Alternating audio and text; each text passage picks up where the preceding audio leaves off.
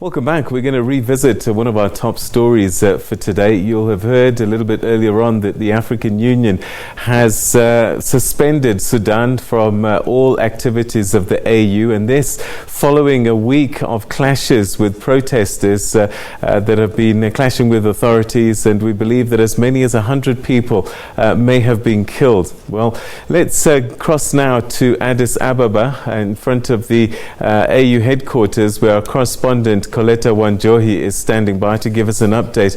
Coletta, thanks very much indeed for joining us. It's quite a swift move, I guess, some might say, from the AU to suspend Sudan. Take us through what happened today.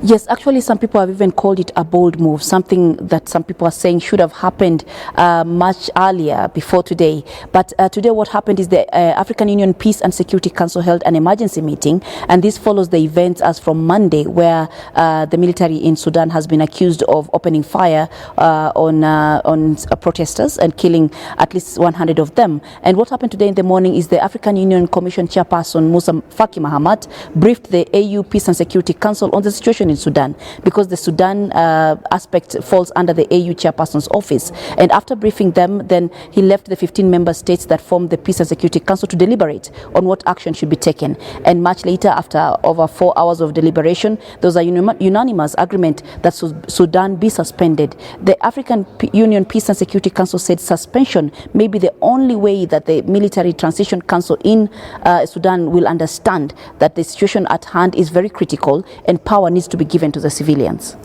Was any kind of intervention discussed at all, or are they just playing wait and see what happens next? Because I would imagine if this escalates, it could be that the AU may be forced to put in peacekeepers there. Exactly. What the AU is doing is playing safe, and by that it says it has to stick by its the constitutional requirements of the African Union, as well as respecting the rule of law, because the African Union wants to be a bit cautious not to also step in so much into the democratic affairs of Sudan, because remember, Sudan has a constitution and Sudan is a democratic state. So it's trying to tell the people of Sudan and the military council that dialogue is the only way that they can solve the situation. However, it says that it is on standby in case the military does not give the power back to the civilians as soon as possible. It has said it will take punitive measures against individuals and entities that are stopping transitional power to go to the civilians. We asked the Peace and Security Council chairperson what he means by punitive measures, but he says we'll arrive when we get there, then we can decide what measures. So the African Union is standing on the periphery and wants the stakeholders inside Sudan to solve it for themselves, and that's why they're saying dialogue must happen. Do you have any idea if Khartoum was given an opportunity to make any representations about their version of what happened in this violence?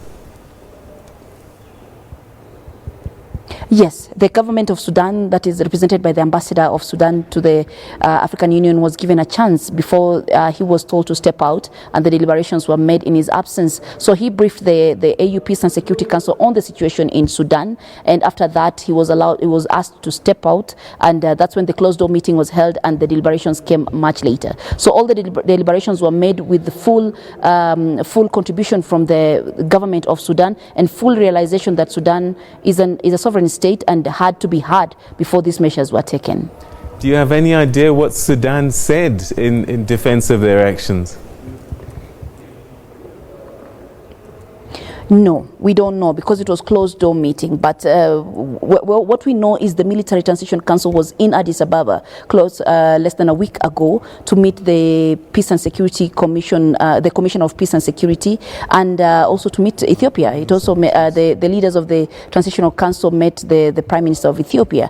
So all this we can assume was because of they were trying to lobby to see if the Military Transitional Council could get support from this other side. But from all the parties that they met here in Ethiopia, that is the Ethiopian Prime Minister and the Peace and Security Council Commissioner, they were told that they have to wait for the African Union to deliberate. So at the end of the day, the African Union and all the other parties, and also South Africa has put in its voice and said dialogue is a must. So with all these voices, then there is no option for the Military Transitional Council. But we don't know what Sudan gave in as before the deliberation. All right, so Coletta, thanks very much indeed.